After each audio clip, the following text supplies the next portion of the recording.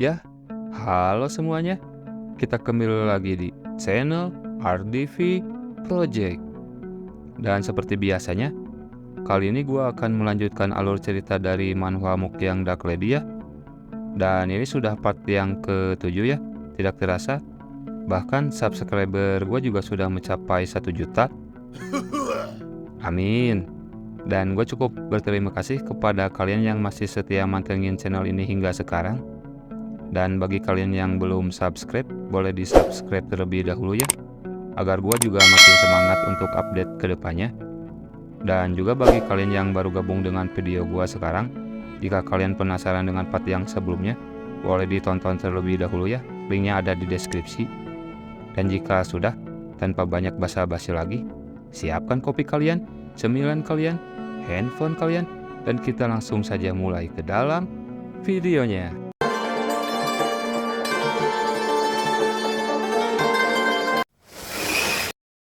Di chapter sebelumnya, kita tahu jika Dak sedang mencoba melarikan diri dari kejaran kesatria Krakatau's, sampai akhirnya dia beristirahat sejenak untuk memulihkan diri.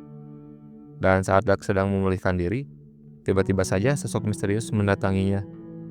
Tapi untungnya di sini terlihat jika sosok tersebut itu bukanlah seorang dari kesatria Krakatau's ya, karena orang ini tidak memiliki niat buruk apapun kepada MC kita ini.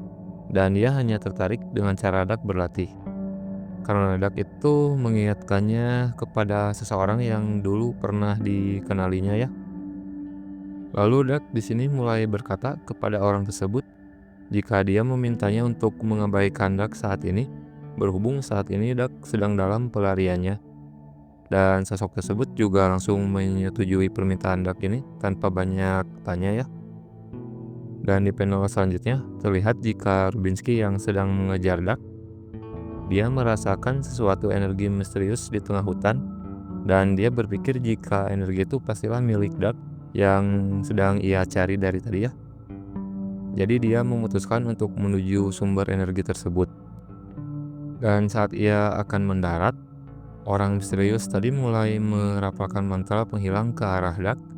Dan saat Rubinsky sudah dekat, tiba-tiba Wyvern yang ditumpanginya ini tergeletak tak sadarkan diri, yang membuat Rubinsky ini sedikit kebingungan dengan kejadian tersebut, dan dia mulai berpikir jika ini disebabkan oleh sosok misterius yang kini mulai muncul di hadapannya. Dan sosok misterius tersebut mulai memperkenalkan diri kepada Rubinsky jika dia adalah Arteas, sang penguasa di wilayah tersebut. Tapi Rubinsky tidak percaya dengan klaimnya ini, karena wilayah tersebut itu masihlah daerah kekuasaan dari kerajaan Krakatau's, ungkapnya. Dan Arteas berkata jika 30 tahun lalu merekalah yang seenaknya mengklaim wilayah tersebut akibat kekalahan mereka dari Korin. Dan Rubinsky yang mendengarnya tidak terima dengan perkataan dari Arteas, karena dia malah menyinggung pasca perang 30 tahun yang lalu ya.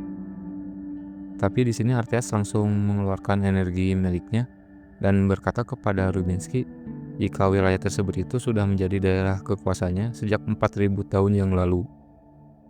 Lalu Rubinsky yang merasakan energi dari Arteas mulai sedikit panik, karena dia ini tahu jika energi ini merupakan energi dari naga, dan dia mulai bertanya, apa kau itu naga merah? Dan Arteas langsung membantah perkataan dari Rubinsky, karena dia tidak terima jika dia disamakan dengan naga merah, karena dia ini merupakan sang naga emas legendaris, ungkapnya. Lalu Rubinsky mulai bertanya tentang warna rambutnya yang berwarna merah pekat, dan Arteas menjawab jika warna rambutnya ini untuk memprestasikan hubungannya dengan Bro Manes ya, sang naga merah, ungkap Arteas. Dan Arteas mulai berkata jika saat ini dia masih menterolir mereka yang melewati wilayah ini, sampai akhirnya dia menyuruh Rubinsky untuk pergi dari tempat tersebut. Dan Rubinsky tentu langsung menurutinya, karena dia tahu jika dia membuat murka Arteas, maka kekaisaran Krakatau's akan musnah dalam sekejap ya. Dan beberapa saat kemudian, setelah Rubinsky pergi, Arteas mulai menghilangkan mantra yang ditanamkannya tadi kepada Dak, sambil sedikit berbasa-basi tentang keadaan Dak saat ini. Dan setelah berbincang sedikit, Arteas mulai menyuruh Dak untuk segera pergi dari sana. Lalu Dak mulai bergegas dari sana sambil berkata jika dia suatu saat nanti akan membalas kebaikannya ini. Di sini Dak merasa jika sosok Arteas yang tadi menolongnya itu merupakan sosok yang luar biasa, di mana dia memiliki ki yang terorganisasi dengan sempurna, yang dimana tahap tersebut itu tidak pernah seorang pun dapat dicapai, terutama di dunia asalnya ya. Dan di panel selanjutnya terlihat jika Rubinsky sedang memikirkan tentang sosok Arteas yang tadi ditemuinya, karena dia merasa pernah mendengar sedikit tentangnya, sampai akhirnya dia mulai mengingat tentang julukannya, yaitu Requiem of Arteas, sang naga terkuat. Dan di panel selanjutnya terlihat jika Dak yang sedang melarikan diri akhirnya berhasil dihadang oleh para kesatria dari Krakataus, karena mereka memanglah para ahli yang telah mencapai tingkat graduate. Lalu terlihat jika si penjaga yang menjaga kamarnya Dak ini cukup kesal kepada Dak ya, karena dia beberapa waktu lalu harus terkena hukuman dari Rubinsky akibat kelalaiannya saat menjaga Dak. Lalu dia mulai melampiaskan amarahnya ini kepada Dak dengan cara memukulinya ya. Ya, karena Dak masih lemah ya dibandingkan dengan dia saat ini. Jadi Dak tidak bisa berbuat banyak untuk membalasnya. Lalu Dak mulai berkata, jika kau kedepannya tidak akan bisa meremehkanku lagi seperti ini, yang membuat pria ini semakin kehelen kepada Dak, dan akhirnya dia mulai menghajarnya kembali. Nih orang kayak atasan gua aja gitu, selalu melampiaskan amarahnya ke orang yang lebih rendah darinya gitu. Kayak atasan gue yang selalu menyuruh gua gimana gitu. Ya oke lanjut. Lalu di panel selanjutnya terlihat jika Dak sudah terluka cukup parah ya akibat dihajar habis-habisan oleh kesatria tadi. Dan hal tersebut tuh justru malah membuat Tejir marah terhadapnya ya, setelah dia melihat keadaan Dak yang cukup parah ini. Karena Tojir ini tahu jika Dak itu merupakan aset yang berharga bagi mereka ke depannya. Mengingat dia sampai saat itu masih memiliki aqua ruler di tangannya ya. Dan jika Dak sampai mati, itu malah akan menjadi malapetaka bagi mereka. Karena bisa saja mereka membuat Raja Roh Nayad murka. Tapi untungnya di sini semua luka Dak langsung dipulihkan oleh aqua ruler. Karena sepertinya Nayad cukup menyukai Dak. Dan di panel selanjutnya terlihat jika Rubinsky sedang diskusikan tentang pertemuan dia dengan sang naga emas Arteas kepada sang raja ya, yang mana membuat sang raja sedikit terkejut dengan adanya variabel baru sebelum peperangan mendatang. Dan di sini Rubinsky berkata jika mereka jangan sampai menunjukkan permusuhan apapun terhadapnya, karena meskipun selama ini Arteas tidak pernah menyebabkan masalah bagi mereka, tapi tetap saja mereka harus selalu waspada. Dan Raja juga menimpali perkataan Rubinsky dengan berkata, jika mereka berhasil mengalahkan sekutu dari pihak Korin di peperangan yang akan datang, lalu mengambil alih ibu kota lama mereka, maka mereka tidak akan punya urusan lagi di Gunung Malteria ya, yang merupakan wilayah dari naga emas Arteas. Lalu di panel selanjutnya terlihat jika Dak sudah berada di kamar dia yang sebelumnya. Lalu terlihat jika Serin mulai menghampiri Dak yang baru saja terbangun, yang membuat Dak sedikit terkejut melihat keadaan Serin saat ini, di mana dia memiliki beberapa memar di wajahnya, seperti orang yang baru saja dipukuli gitu. Dan Serin mulai memohon kepada Dak agar tidak melarikan diri kembali ya seperti sebelumnya, yang membuat Dak ini sedikit iba terhadapnya. Lalu terlihat jika Tejir mulai memasuki kamar Dak bersama dengan Silvar ya, kesatria yang tadi menghajar Dak. Dan Dak sedikit mencibir, jika dia melarikan diri, kalian pasti akan menghajar Serin ya. Selalu saja ada orang sepertimu kemanapun aku pergi, ungkap Dak. Dan di sini Tojir tidak menanggapi omongan Dak, tapi dia langsung menanyakan keberadaan Andromeda yang tengah menghilang. Lalu Dak berkata jika dia telah membuat kontrak dengannya. Dan Tojir yang mendengar perkataan Dak dia meminta Dak untuk mengembalikan Andromeda kepada mereka karena Titan tersebut itu merupakan harta kerajaan. Jadi ada baiknya jika Dak segera mengembalikannya saja, ungkapnya. Di sini Dak menjawab dengan mengatakan jika saja dia bisa mendapatkan tubuhnya kembali, maka sesuatu seperti Titan ini tidak akan lagi dia butuhkan. Jadi jika kau menginginkannya kembali, batalkan kutukannya, ungkap Dak. Dan Tojir mengatakan jika hal tersebut itu mustahil untuk dilakukan, bahkan dengan cara membunuhnya sekalipun. Karena sihir hitam yang dia lemparkan kepada Dak itu bukanlah sesuatu yang begitu mudah dibatalkan. Ya, tentu saja Dak tidak langsung percaya pada perkataan tersebut ya.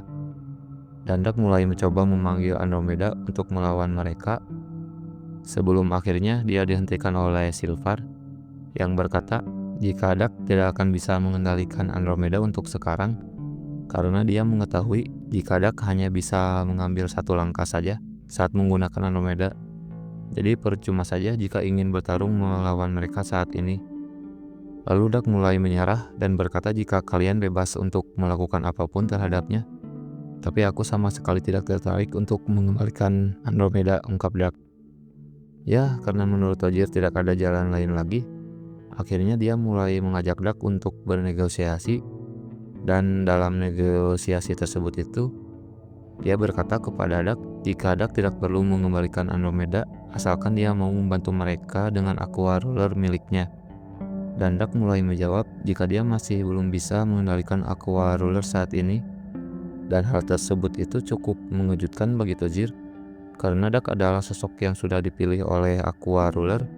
Dan bahkan saat dia terluka pun Aqua Ruler langsung menyembuhkannya. Tapi mengapa Dak sama sekali belum bisa menggunakannya, pikirnya.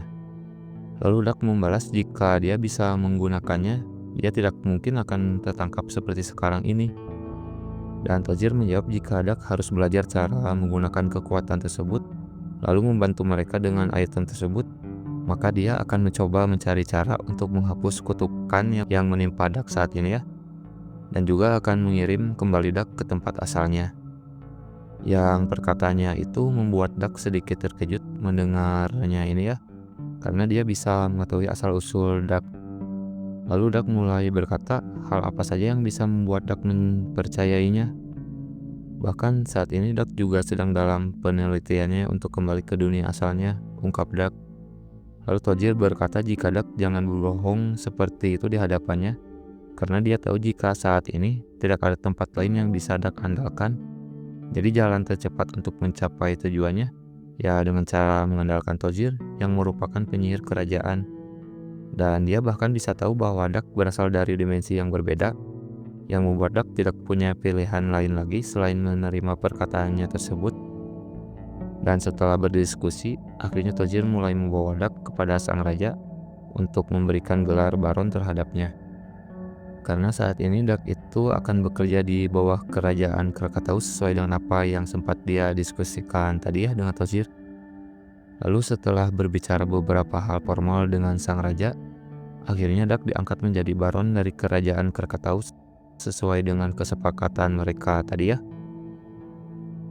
Dan di panel selanjutnya terlihat jika pihak dari kerajaan Krakataus telah melakukan serangan mereka kepada sekutu dari kerajaan Korin, di mana serangan tersebut itu cukup mengejutkan bagi mereka karena kekaisaran Krakataus itu kali ini mengerahkan pasukan Titan yang cukup banyak yang membuat mereka cukup kewalahan dibuatnya sampai di mana bala bantuan mulai tiba di sana.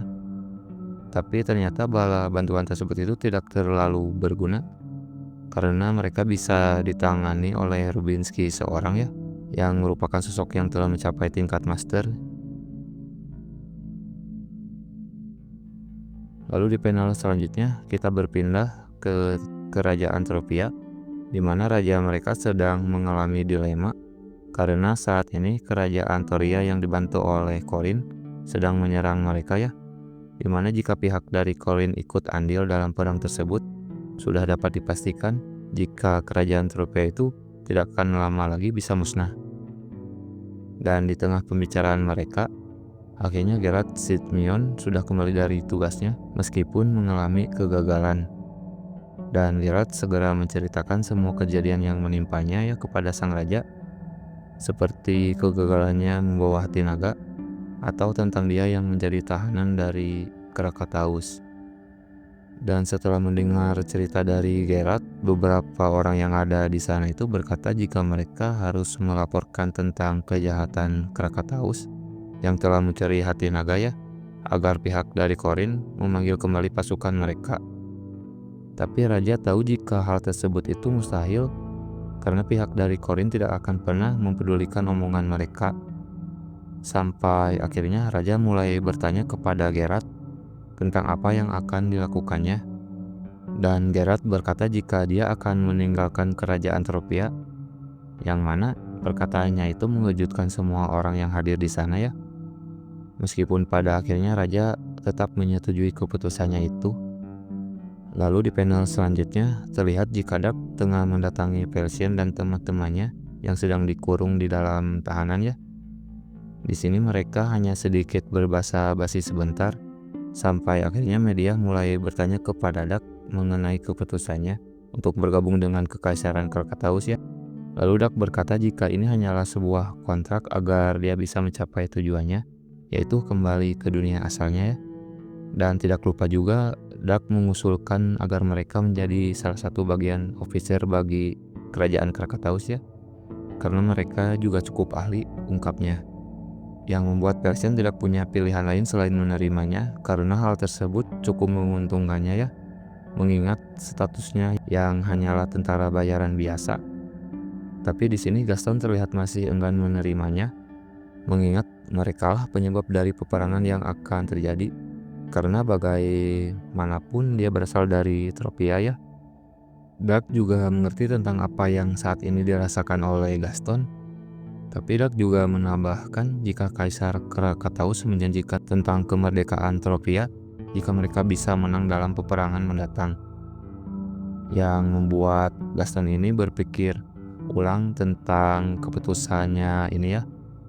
Lalu di panel selanjutnya kita berpindah ke tempat di mana sedang terjadi pertempuran antara kerajaan Tropia dengan aliansi Corin ya, di mana terlihat jika pihak musuh dengan mudahnya mengalahkan Titan dari Tropia, karena ternyata yang mengendalikan Titan tersebut itu adalah sang raja itu sendiri ya. Dan ternyata hal tersebut itu sengaja dilakukan agar bisa mengulur waktu, agar sang pangeran bisa melarikan diri ke kerajaan Krakataus ya. Karena sebelumnya Geralt mengusulkan kepada mereka agar menjadi bawahan dari kerajaan Krakataus saja, karena itu merupakan pilihan satu-satunya bagi mereka. Meskipun pada awalnya keputusan tersebut sempat ditentang oleh sang pangeran, tapi akhirnya dia memutuskan untuk menyetujuinya saja ya. Itu berkat perkataan dari Geralt yang mengatakan jika saat dimana mereka sudah merdeka dan bisa kembali membangun pasukannya, mereka akan menuntut tanggung jawab dari pihak Krakataus ya. Dan saat ini sang pangeran tengah berlutut di hadapan sang raja dari Krakataus. Dan pangeran berkata jika dia akan menjadi bawahannya yang setia. Lalu di panel selanjutnya terlihat jika Rubinsky sedang mengatur strategi mereka dalam peperangan kali ini, di mana menurutnya pasukan musuh akan mengirimkan semua unit tempur terkuatnya. Namun Rubinsky dengan percaya diri berkata jika pihak merekalah yang pada akhirnya akan memenangkan peperangan kali ini. Dan di panel selanjutnya terlihat jika Dag terbangun di sebuah tempat yang cukup aneh, di mana ternyata itu merupakan ruang dimensi milik sang raja Rauhnayat ya, di mana dia dengan sengaja membawa Dag ke dalam dimensinya. Dan di sini Naya terlihat sedikit memberi pelajaran kepada Dag dengan menyerangnya menggunakan sihir air miliknya, di mana serangannya ini sama sekali tidak bisa dihindari oleh Dag, yang membuat Dag itu jatuh hanya dengan beberapa serangan dari Raja Roh tersebut ya. Dan ternyata tujuan Nayat membawa Dag ke dunianya ini ya dan menyerangnya, ini adalah agar membuat Dag takluk terhadapnya agar dia bisa mengendalikan tubuh Dag sebetulnya. Dan setelah menerima serangan telak dari Nayat, Dag mulai kembali tersadar di dunia nyata, di mana Sherin berkata jika beberapa waktu lalu Dag tiba-tiba saja pingsan saat berlatih Dan dia juga enggan menyentuh Dak saat itu karena sudah diperingatkan oleh Dak ya. Dan setelah mendengar perkataan dari Sherin, akhirnya Dak memutuskan untuk mencari udara segar saja di luar ya, untuk memurnikan pikirannya tadi ya. Lalu di panel selanjutnya terlihat jika Rubinsky telah mencapai kemenangan atas peperangan yang mereka lakukan. Dan tidak lupa, dia juga memuji Tojir atas kontribusinya di peperangan kali ini, karena berkat sihirnya juga mereka bisa memenangkan peperangan ini ya. Dan di panel selanjutnya, kita melihat jika Dak saat ini sedang dikerjai kembali oleh Nayad ya, di mana seperti biasa, dia dihajar habis-habisan olehnya seperti sebelumnya, yang membuat Dak cukup frustasi karena sama sekali tidak bisa membalasnya ya. Yang akhirnya dia malah melemparkan pedangnya ke arah pintu kamar untuk melepaskan rasa frustasinya. Dan lucunya tuh namun pedang tersebut itu hampir mengenai wajah dari Silvar ya, yang hendak memasuki kamar Dak. Dan hal tersebut itu memicu sedikit amarah darinya, dan Silvar juga segera membalas perbuatan Dak dengan melemparkannya kembali pedang itu ke arah Dak ya. Yang hal tersebut itu justru malah membangkitkan insting liar Sherin yang merupakan demi-human penjaga Dak ya. Tapi Dak segera menenangkan Sherin dan bertanya tentang tujuan dari kedatangan Silvar ke kamarnya. Dan Silvar berkata jika Raja menyuruhnya untuk mendatangi perayaan pasca kemenangan mereka di peperangan yang sebelumnya. Dan mau tidak mau Dak harus mendatangi perayaan tersebut ya, karena dia sudah menjadi baron dari kerajaan Krakataus. Lalu saat di tengah jalan menuju tempat perayaan, tiba-tiba Dak didatangi oleh pria aneh yang secara tiba-tiba menyapanya. Dan setelah merasakan energi miliknya, Dak menyimpulkan jika pria ini telah mencapai tingkat master, sama seperti Duke Rubinsky ya. Dan chapter pun berakhir sampai di sini. Ya, ending yang cukup memwibukan. Dan kira-kira siapakah pria aneh tersebut dan apa sebenarnya tujuan dari orang tersebut? Jika kalian penasaran, nantikan di video berikutnya ya. Dan sekian video dari gua. Mohon maaf jika banyak salah kata dari gua. Dan jangan lupa juga untuk like dan share video ini jika kalian suka dengan videonya. Lalu seperti biasa, salam dari gua. Sampurasun para wibu sekalian.